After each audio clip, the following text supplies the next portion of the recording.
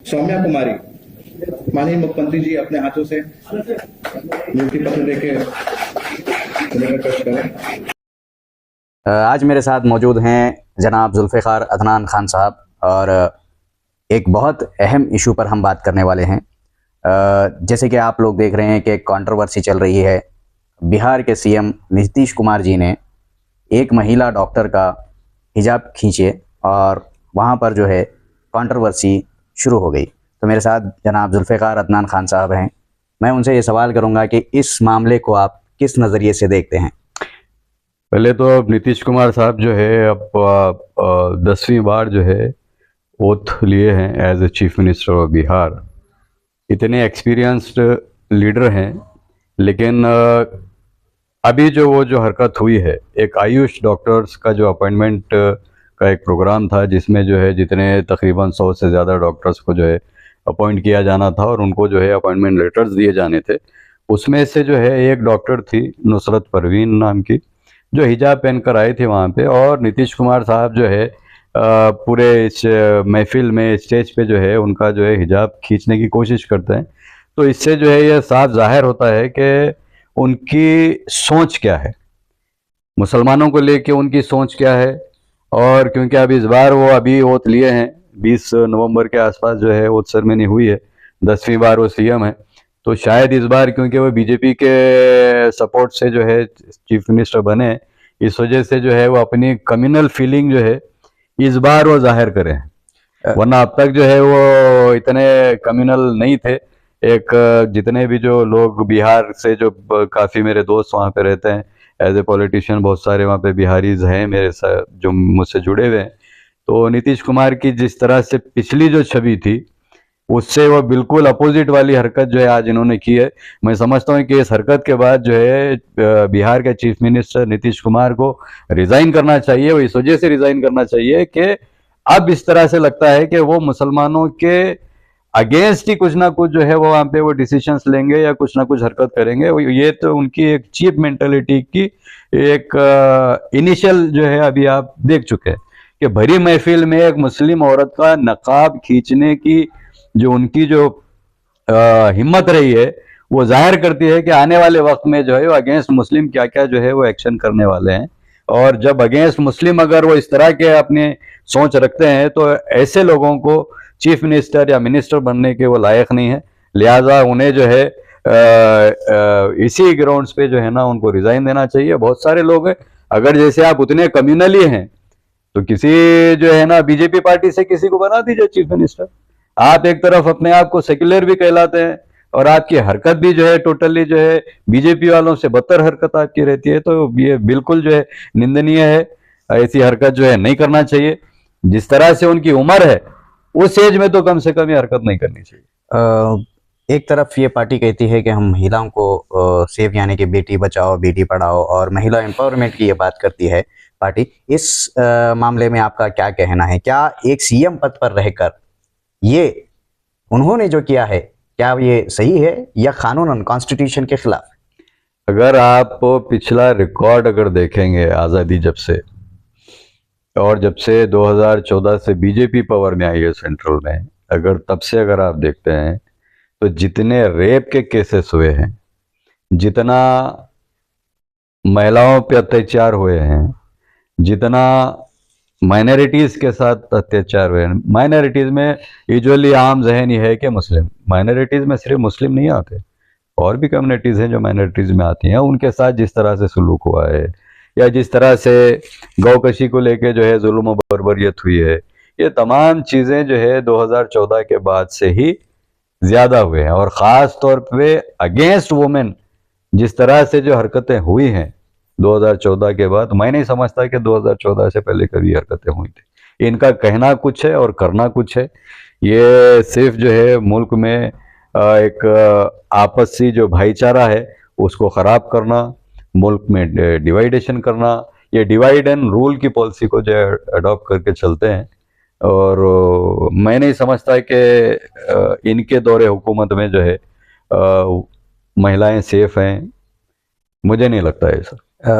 क्या आप चाहते हैं कि ये हरकत के बाद जो देखी जा रही है, इसके बाद सीएम को क्या पब्लिकली माफ़ी मांगनी चाहिए या अपने पद से रिज़ाइन देना चाहिए? माफ़ी मांगने से कोई इनकी सोच तब्दील नहीं हो सकती है। अगर ये सिर्फ माफ़ी मांग लेते हैं तो ये दबाव की वजह से या किसी और वजह से ये माफ़ी मांगेंगे, लेकिन इनकी हरकत जो है फिर वही रहेगी। आज माफ़ी मांगेंगे, कल फिर कोई दूसरा नया शोशा जो है वो छोड़ेंगे, कल फिर एक दूसरी हरकत करेंगे। तो जिसकी मेंटेलिटी इतनी चीप हो, जिसकी हरकत इतनी चीप हो, वो वैसे शख्स को ह्यूमैनिटी ग्राउंड्स पे जो है रिज़ाइन देना चाहिए। वो सीएम के काबिल नहीं है। पहले जो उनका रिकॉर्ड था उस रिकॉर्ड को दरकिनार रखते हुए अब जो उनकी जो हरकत हुई है वो बिल्कुल यकीनन निंदनीय है। ये बर्दाश्त के लायक नहीं है, बर्दाश्त के काबिल नहीं है। इनकी सोच बताती है कि इनकी सोच खास तौर पे मुसलमानों को लेके किस तरह से है। तो जब एक सीएम की सोच अगर मुसलमानों के खिलाफ है तो यकीनन वो अपने आने वाले वक्त में जो है अगेंस्ट मुस्लिम ही डिसीजंस लेगा। तो वो किसी के साथ, खास तौर पे हमारी कम्युनिटी के साथ तो इंसाफ नहीं होगा। अब जो सीएम अगर किसी के साथ नाइंसाफी कर रहा है, एक कम्युनिटी के साथ इंसाफ नहीं कर सकता है, तो ह्यूमैनिटी ग्राउंड पे वो सीएम बनने के लायक नहीं है। उन्हें जो है बिल्कुल इस्तीफा देना चाहिए और कोई ऐसे काबिल शख्स को जो वाकई जो सेक्युलर जहन रखता हो, जो अच्छी सोच रखता हो, भले ही वो बीजेपी पार्टी से क्यों ना हो, वैसे शख्स को जो है सीएम बनाना चाहिए। ऐसे शख्स को अगर सीएम बनेंगे तो आने वाले वक्त में सिवाय माइनॉरिटीज के नुकसान के, पर्टिकुलरली मुस्लिम के नुकसान के, कुछ होने वाला नहीं। क्या इस पर जो वुमेन्स कमीशन होता है बिल्कुल उन्हें एक्शन लेना चाहिए।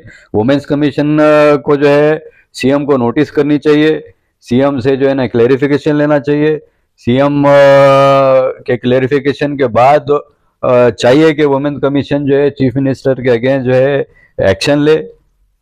बिल्कुल ले सकते हैं, कानूनी राइट्स है उनको। अगर सीएम जो है अपना सफाई नहीं देते हैं तो बिल्कुल जो है वो कोर्ट में केस फाइल कर सकते हैं, हाई कोर्ट जा सकते हैं, सुप्रीम कोर्ट जा सकते हैं और उनके अगेंस्ट कार्रवाई होनी चाहिए। क्योंकि अगर किसी की गलती को अगर आप शुरुआत में नहीं रोकेंगे तो उनकी हिम्मत और बढ़ेगी और इससे बदतरीन जो है हरकतें वो करेंगे। उससे बेहतर है कि अभी उन्हें रोका जाए, अभी जो है उनको नोटिस इश्यू की जाए और जवाब तलब किया जाना चाहिए। क्या इस हरकत के बाद उन्हें वुमेन्स लॉ प्रोटेक्शन के अगेंस्ट जाने के खिलाफ कानूनन कार्रवाई नहीं की जा सकती? बिल्कुल की जा सकती। मैं अभी तो वही तो आपको बताया ना, वुमेन्स जैसे कि पुलिस कंप्लेंट होती है काफी। बिल्कुल वो जो डॉक्टर थी जो जिनके साथ ये हरकत हुई है, एक भरी महफिल में तमाम ऑडियंस के बीच में इस तरह की हरकत होना एक डॉक्टर के लिए बहुत बड़ा ह्यूमिलेशन है। अब पता नहीं वो डॉक्टर जो है नुसरत फातिमा, उनकी मेंटल हालत अब क्या होगी कि एक हजारों के मजमे में जो है एक चीफ मिनिस्टर जो है उनका नकाब खींचते हैं, तो वो बेचारी के दिल पे क्या गुजर रही होगी, उसकी जहनी तवाज़ुन किस तरह से बिगड़ी होगी, ये बेहतर वही जानते हैं। बस अल्लाह से मैं दुआ गो हूँ कि अल्लाह तबारक ताला जो है डॉक्टर नुसरत परवीन को सब्र दे, उन्हें हिम्मत दे और ऐसे जो घटिया सोच और घटिया जहन रखने वाले जो लोग हैं, भले वो चीफ मिनिस्टर हो, भले पीएम हो, भले कोई भी मिनिस्टर हो या कोई भी इंसान हो, उनके खिलाफ जो है अल्लाह तबारक ताला जो है उनको दुनिया में ही जो है जलील ख़ार करे। और मैं रिक्वेस्ट करता हूँ कि जितने वुमेन्स एम्पावरमेंट्स हैं उन्हें जो है बिल्कुल चीफ मिनिस्टर को नोटिस भिजानी चाहिए और उनसे जवाब तलब करना चाहिए। यहाँ के लोकल लीडर्स और नेशनल लीडर्स, स्टेट लीडर्स के लिए आप क्या मैसेज देना चाहेंगे इस मामले को लेकर? देखिए, लीडर है कौन? लीडर वो जो फ्रंट से लीड करे, लीडर वो इलेक्टेड रिप्रेजेंटेटिव ही। हाँ, इलेक्टेड रिप्रेजेंटेटिव को तमाम आवाम चुनती है, तमाम कम्युनिटीज चुनते हैं, है ना। एक पर्टिकुलर कम्युनिटी चुन के नहीं भेजाती है। अब कोई एमएलए है तो एक एमएलए को सिर्फ मुसलमान चुन के थोड़ी भेजा रहे हैं, सब कम्युनिटीज भेजा रहे हैं। जब सब कम्युनिटीज भेजा रहे हैं तो वो इलेक्टेड रिप्रेजेंटेटिव की जिम्मेदारी है कि तमाम कम्युनिटीज को बराबरी तौर पर देखे और उनके हक और इंसाफ के लिए अपनी आवाज बुलंद करे। कुछ कमेंट्स भी ऐसे पास हो रहे हैं कि अब इस डॉक्टर को जो है नौकरी या हैरेसमेंट किया जाएगा या फिर दबाव डाला जाएगा, जिससे जो है ये अपने कंप्लेंट्स जो इंसिडेंट हुआ है उसका कुछ और मसला बता दिया जाएगा। ऐसा भी हो सकता है। ऐसा देखिए, जहाँ पे ताकत है, ताकत का गलत इस्तेमाल होता ही है। और आज जो दौर है, जिस दौर में हम रह रहे हैं, बस अल्लाह हिफाजत करे हमारी भी और हमारी नस्ल की भी, कि इस दौर में जो है बेशुमार लोग जो अल्लाह तबारक ताला ने जिन्हें ताकत से नवाजा है वो ताकत का गलत इस्तेमाल ही कर रहे हैं। ऐसे दौर में, ऐसे हालात में, ऐसे माहौल में सिर्फ़ और सिर्फ बाहैसियत मुसलमान मेरा अपना ईमान है कि हर वो चीज़ पे अल्लाह क़ादिर मुतलक़ है। अल्लाह से दुआ गो होना चाहिए, अल्लाह जो है हमारी हिफाजत करे, हमारी नस्ल की हिफाजत करे, तमाम कौम की हिफाजत करे, और यकीनन जो है अल्लाह से अल्लाह हमें महफूज रखेगा। और यकीनन जो भी हमारे साथ अगर नाइंसाफ़ी हो रही है या बर्बरियत हमारे साथ हो रही है, यकीनन आज ना सिर्फ हिंदुस्तान वाला बेशक अल्लाह है, लेकिन जहाँ पे अगर हम हुक्मरानों की बात करते हैं कि भाई फ़लाँ हुक्मरान जो है हमारी तायद में है या फ़लाँ हुक्मरान हमारी हिफाजत करेगा, मैं नहीं समझता हूँ कि पूरी दुनिया में कोई एक ऐसा वाहिद लीडर बचा हो जो मुसलमानों के हक़ में या मजलूमों के हक़ में अपनी आवाज़ बुलंद करता हो। ऐसे हालात में दुनिया भर के जिस तरह से आज जो हालात चल रहे हैं, सिवाय अल्लाह के जो है हमारा पुरसाने हाल कोई नहीं है।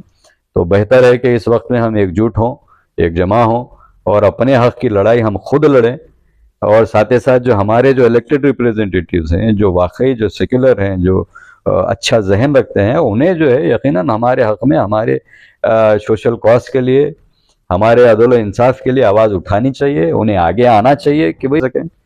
अगर आपको जिता के भिजाने के बाद, आपको अलग करने के बाद अगर आप आवाज़ नहीं उठाते हैं मजलूमों के हक़ में, तो जाहिर सी बात है आपसे भी पूछ होगी। अगर अल्लाह ने आपको किसी चीज़ से नवाजा, अगर किसी चीज़ से नवाजा है, अगर मुझे ताकत से नवाजा है या मुझे अगर दौलत से नवाजा है, तो क्या अल्लाह मुझे जो है इसका सवाल नहीं करेगा? पूछ करेगा ना अल्लाह तबारक ताला कि भाई मैंने तुझे ताकत से नवाजा था तो उसका इस्तेमाल क्या करा है, मैंने तुझे दौलत से नवाजा था तो उसका इस्तेमाल किस जगह करा है, तो यकीनन पूछेगा। तो उसी तरह जो हमारे इलेक्टेड रिप्रेजेंटेटिव्स हैं, जो हमारे लीडर्स हैं, उनसे भी यकीनी तौर पर पूछोगी वो क्या करें, क्या जो है लोगों के हक़ के लिए करे हैं, क्या उनके तहफ़्फ़ुज़ के लिए करे हैं, क्या आप अमल करें। यकीनन हर शख्स अपने अमाल का जवाबदेह है, बिल्कुल वो यकीनन वो भी जवाबदेह रहेंगे, मैं भी जवाबदेह रहूँगा, आप भी जवाबदेह रहेंगे, हर इंसान को जवाबदेह बनना है। बट जिस तरह से हालात हैं, जिस तरह से आज मुल्क जो है ख़ास तौर पे मुसलमान जो है कंफ्यूज स्टेज में है कि भाई हम किस पार्टी की तरफ जाएं, किस पार्टी को वोट दें, हमारे वोट की क्या हिफाजत है। ये जो है उलमाओं का काम जो है सिर्फ मस्जिद में बयान करना नहीं है। उलमाओं का काम सबसे बड़ा अगर कोई काम है तो सोशल कॉज के लिए आवाम को जगाना भी है जी। तो मस्जिदों से बाज़ाब्ता ये ऐलान होने चाहिए, ये ऐसे बयानात होने चाहिए कि मुसलमान एक जमात होकर रहे और अल्लाह की रस्सी को, कुरान को थामे रहे, उसे पढ़े, उस पर अमल करे।